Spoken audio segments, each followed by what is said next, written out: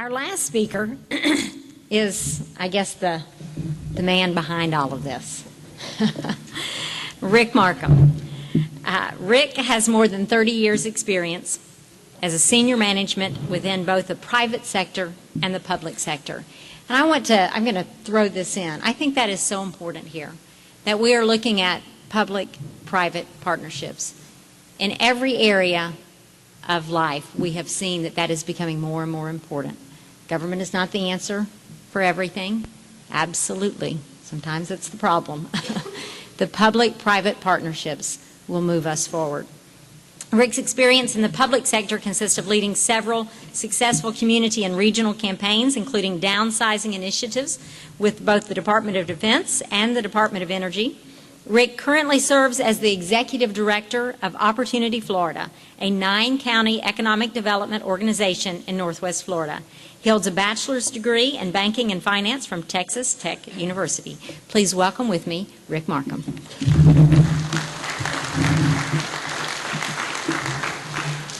Thank you, Representative Cooley. I appreciate that, and I appreciate you taking the time to kind of champion our cause here. I wanted someone other than me. I wanted someone that they trust, the people trust, and they've seen deliver the goods, and they just hear me sometimes, and at the end of the day, they say, "You're not from here, are you?" And that is true in so many ways. I have been with Opportunity Florida now going on 9 years. In February, I will complete my 9th year. And we started, when we hit the ground 9 years ago, we were talking broadband, and here we are, and hopefully it's going to happen. But in that 9 years, I have never prepared a talk. I just get up and yak, and I try to discuss with people what we need and what we're going to do and all those things. But today is an important day, and to that I have prepared my first speech in 9 years. So bear with me. And I hit the panic button a while ago because I left my glasses back here and I couldn't find them anywhere on me, and I'm blind as a bat without them. So bear with me. I wanted to say some things really from the heart, and I want to make sure I said them all.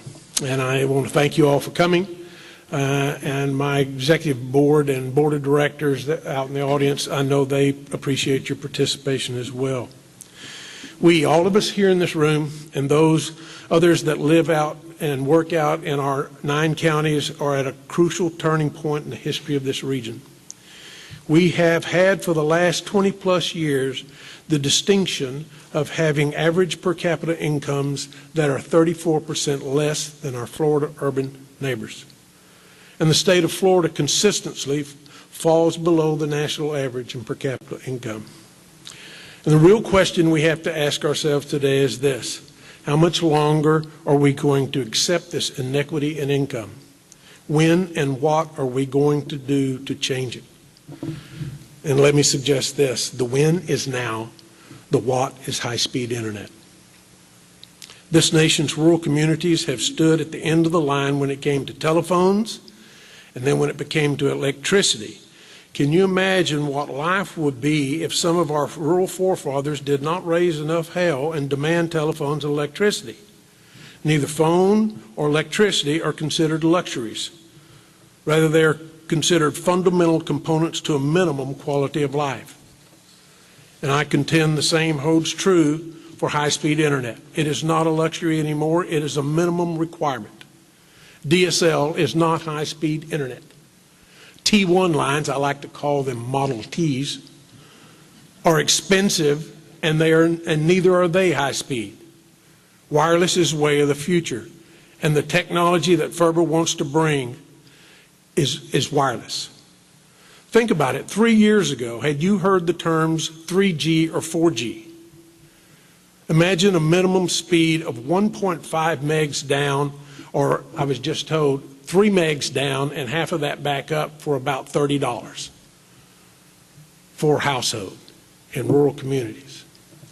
A T1 line is 1.5 megs down. So we through FERBA and through all the last mile providers, are going to be able to provide a wireless high-speed product at a very affordable price, and we're going to change the world. That speed that we will bring is 6 times faster than the existing DSL. And if you're in business, you can buy the faster speed at whatever level you want. You don't come in and say, I want this many lines or anything. I want 10 megs, I want 15 megs. Whatever the speed you determine you want, you're going to be able to buy in those quantities. Also imagine doctors and medical clinics having the ability to send huge MRI files all over so that experts in specialty fields could assist in diagnosing patients. Take a little break here with me. Imagine you have a daughter. She is a young school teacher and a soccer coach. She is driving to work, stops at a stop sign, and pow, she is hit from behind by someone talking on a cell phone while driving a Hummer. The police and ambulance come to the scene. The young girl complains about her neck being a little stiff. She describes her fingers as tingly, but she tells the medic that she thinks she'll be all right and she needs to go to work. Let's assume that ambulance driver is good. No, let's say he's damn good. He demands that she lie down on the stretcher and ride in the ambulance to a nearby hospital where she is given an MRI. After the MRI, she is asked to wait outside in the emergency MRI room while her MRI is reviewed by a doctor 185 miles away in Austin, Texas. She starts becoming irritated because she believes she's fine and needs to get to work, when suddenly, about 30 minutes of her waiting, and after her MRI, the physician comes out and escorts her into a room where she has her neck put into a stabilizing brace and is told that she will be transported by ambulance as soon as possible to a hospital in Austin where she will undergo surgery the next day to adjust the crushed vertebra that is currently pinching her spinal cord. Luckily, the story has a good ending. The surgery went well. The young girl is no longer threatened by a possibility of a paraplegic for the rest of her life. I really like the outcome of this story because, especially since the girl was my daughter. It took her all 3 weeks before she was barrel racing again. That's important, broadband. And we don't know those stories until you live them. I wonder if that incident happened here in Northwest Florida, whether we'd have a similarly happy ending, whether that MRI would have been read that fast, whether that diagnosis would have been made in time to stop someone from injuring themselves even worse. I also wonder, I was in, believe it or not, last December, I was in Cairo, Egypt, in Alexandria, Egypt. I wonder if Cairo and Alexandria, Egypt, had the same high-speed internet that we have in Northwest Florida, whether we would have seen the Arab Spring. I really think Hosni Mubarak would still be dictator. The time is now for us to control our own destiny. We need high-speed internet to enhance our schools, our hospitals, our government delivery of services, our business competitiveness, and so on and so on. How many of you have seen your children have to leave to pursue a high-paying career? Because the number of jobs that they qualify for are not here. Now, if you are half as mad and tired of waiting as Opportunity Florida members are and their executive director, then we need you to champion the cause. I've gathered you here so that you can ask all your questions. But I've also gathered you here because when you walk out, after we feed you, we want you to spread the word that broadband is coming and to get on board and so that we can mitigate any kind of negative talk, any confusion or anything like that, and people can know that this is really going to take place. We invite questions and we invite invitations for us to go out and reach out to the community in presentations. We seek ways and partnerships such as those we have with Dr. McClure and FSU to help bring those who are internet illiterate. And we've addressed that already. There are people who don't know how to turn a computer on. and they're going to suffer for not having that ability, and we need to turn that around.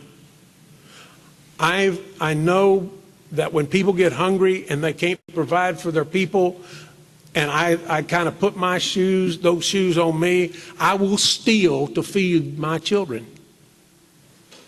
I would guess that 90% of us in this room would do that same thing. This has a heck of a divisive social impact, and this can bridge it. But bringing the broadband is one thing. Getting everybody access to it, trained on it, and understanding it, and taking advantage of it is something else. And we're not going to be through once we get the network built. The second phase is not as hard as the first one, because I'm doing that one, but I'm going to do the second one with you too. But there are no Mondays, there are no Sundays, well, July the 4th, there's no holidays, period, during this process. The accountability and the reporting to the federal government is off the charts. We are having our first site visit next week, where and for the last month, we have had conference calls, about 3 a day, I would say. We do not always get along. I think that's real important. We fuss and fight like most families do, but at the end of it, we know that we're all on board with the same mission, with the same goal, and we come together and we make it happen. We've moved it forward at a speed especially since June 21st, when we changed the structure of it. We have made a difference, and things have happened. We have things that we are so close about. I wish Tommy Pitts was here, because we have projects that we are just days away from that will capital investment like we've never seen, number of jobs that will surpass what Family Dollar did. We're that close. And if we don't have the broadband, which we're telling them we're going to have, those things won't happen. The Port Authority down there, Atkins Group, Larry's here. We just got through putting together a new marketing piece for down there. Tommy and I have been to South America. 2014, the canals expansion is finished, and they're going to be, and those big ships are going to be coming through. I don't see that as our niche, but they're going to be taking up time at the larger ports, and the other ships are not going to be mothballed. They're going to be seeking other port opportunities, and I believe Port St. Joe and Port of Panama City are going to be two of those options. So, ladies and gentlemen, the time is now for us to grab it and never let go. We cannot afford to keep losing our children. The brain drain that we have in Northwest Florida is really a sad state of affairs. I appreciate everybody up here today. This is a great team. I can't say enough about them. I say nice things about them here, but we've all feuded, and I am 63 years old. And I remind that to them quite often. But this is my last job. In my career, I've made money. I've done some great things, but nothing has come close to this. This is when I was here, and this is going to happen. But it doesn't happen just because of me, just because of the folks up here, just because of the leadership of Marty. It's going to take all of us in this room to make it happen. And this is my pitch to you. Get on board and spread the word. And when there's an occasion and people need to be identified, they're underserved or they're not served at all, let us know about them. And if people need more education, a face-to-face, let us know and we will be there. This is our time. It's now. There's not a second chance. The feds tell us on a daily basis, there will be no more money and there will be no more time. We have to finish this thing. Actually, we have to have 85% of it finished by August of 2012. And we're going to meet that target. The rest of it's going to be just as hard. And that's when we get people on it. We go out there and we find out who they are, and we help get them trained, and so that their quality of life can be enhanced. And then we will have, I think, less friction amongst the haves and the have-nots, and more unity, because we'll all have the same opportunities.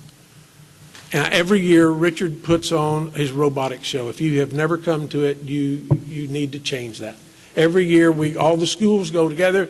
They're given this box of gizmos. They're to put together a robot, and they do all these events, combat and all that good stuff, stealing each other's tennis balls, etc. The kids have a blast. Opportunity Florida, we sponsor it. We help sponsor it.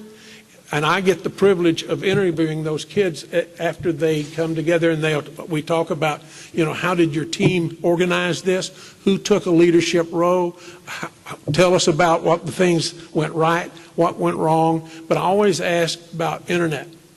And most of the kids have to stay in town and let me tell you, it's 50-50 boys and girls. I mean, this is not just a bunch of guys. The girls are out there, and they're as aggressive as anyone. But I ask them about their internet, and they have to stay in town to go to the library, because that's the only place they can get that speed. And for the teams to work together, they have to meet at the library, or they have to stay late after school, which is admirable in itself. We've got some quality kids. Let's deliver it for them. Thank you. My boss, Johnny, says he would like for all the members of Opportunity Florida to stand up.